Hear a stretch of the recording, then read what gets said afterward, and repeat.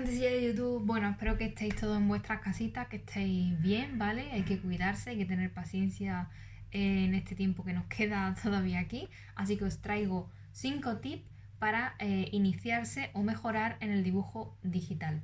Bueno, como todos sabéis, este año, sí creo que más o menos ha sido este año, me compré un iPad. Creo que es una de las mejores cosas que me he comprado porque yo he sido una persona que siempre el dibujo digital le ha llamado mucho la atención, pero no me he sentido nunca cómoda, digamos, 100% para seguir desarrollándolo, ¿no? Entonces, por ejemplo, este vídeo es para todas aquellas personas que, bueno, pues que tenéis un ordenador, que tenéis una tableta, no hace falta porque tenéis un iPad. Si tenéis un iPad, pues mejor porque vais a entender con qué herramientas trabajo, pero no tienen por qué ser. Más o menos todos los programas tienen más o menos las mismas herramientas, así que no rayarse por eso, ¿vale? Y quedar un poco con la idea general y de los tips que os voy a dar. El primer tip que os doy para iniciarse en el mundo digital es que conozcáis vuestras herramientas, porque ni todas las tabletas son iguales, ni todos los programas de dibujo son iguales.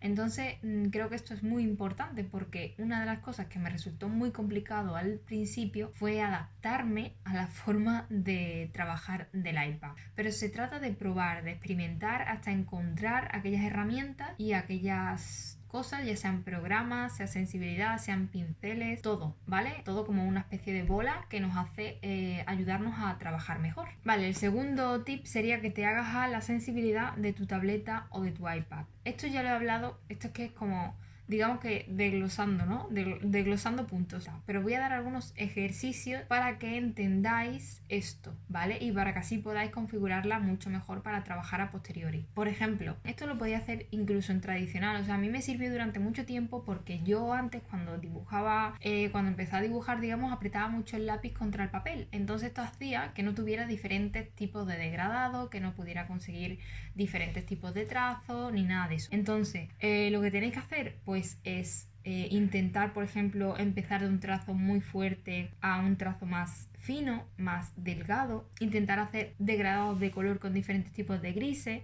es decir, por ejemplo, hacéis un rectángulo, una barrita más o menos, y ahora empezáis desde el negro más puro hasta el blanco y vais intentando buscar todos los grises que hay en medio. Esto también viene súper bien. Bueno, esos son algunos, ¿vale? Sobre todo estaría dentro de la sensibilidad el poder encontrar muchos grises dentro del espectro del negro y el blanco. Ese sería como el punto máximo de que conocemos nuestras herramientas y podemos sacarle el máximo partido. El tip 3 es que utilicen más de un pincel para trabajar. Esto a mí me ayuda porque, por ejemplo, yo sí que es verdad que cuando dibujo sobre papel no utilizo 80.500 lápices, la verdad.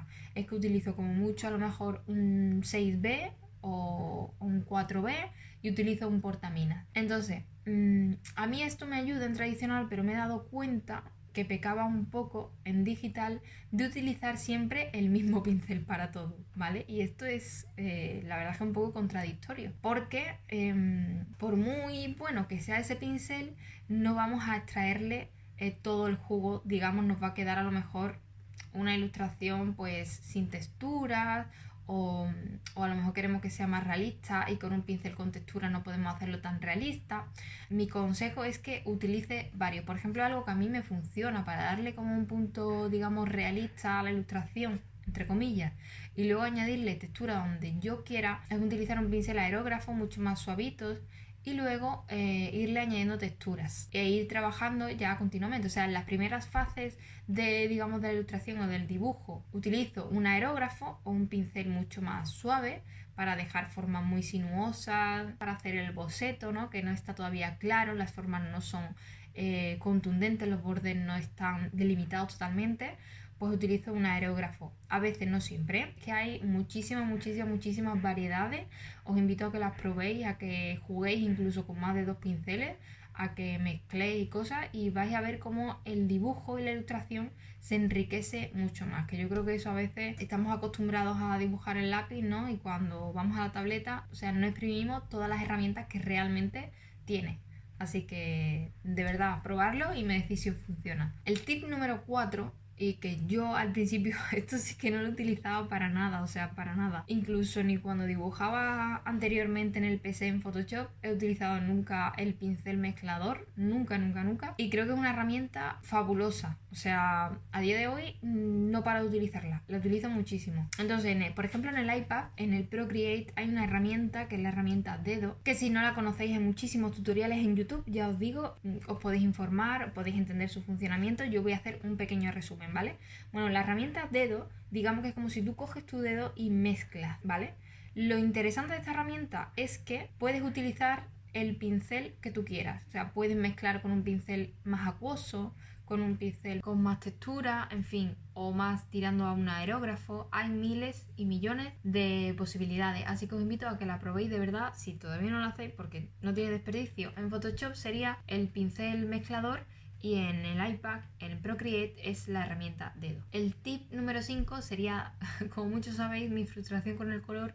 Pues poco a poco estoy lidiando con ella, la estoy intentando entender, pero creo que esto ayuda a comprenderlo y por eso os lo traigo, que es dar color por medio de la característica de fusión de las capas. ¿Esto qué quiere decir? Si queréis que este método lo explique mejor en un vídeo, me lo dejáis aquí en comentarios, ¿vale? Y yo haré un vídeo explicándolo. Bueno, dar color por medio de la fusión de capas es que previamente tenéis que pintar la ilustración en blanco y negro, que es mucho más fácil porque resume la información solamente a un color, digamos, que es la escala de grises. Entonces simplemente os tenéis que fijar de la iluminación y el volumen, no de los matices, del color, de la saturación, etcétera, ¿no? Entonces, una vez que ya tenéis lo que sería la ilustración en blanco y negro, tenéis que crear una capa nueva o X capas nuevas, dependiendo de los elementos que haya en la ilustración, e ir pintando por medio de que la capa esté en fusión multiplicar. Como inicio yo siempre utilizo multiplicar. Luego cogéis y pintáis la zona que vaya de ese color. Fusionáis esa capa con la capa posterior de vuestra ilustración, que todo se quede en uno, y luego simplemente tenéis que iros a ajustes, que esto también lo hay en Photoshop en cualquier programa, la curva o los niveles o equilibrio de color, ¿vale?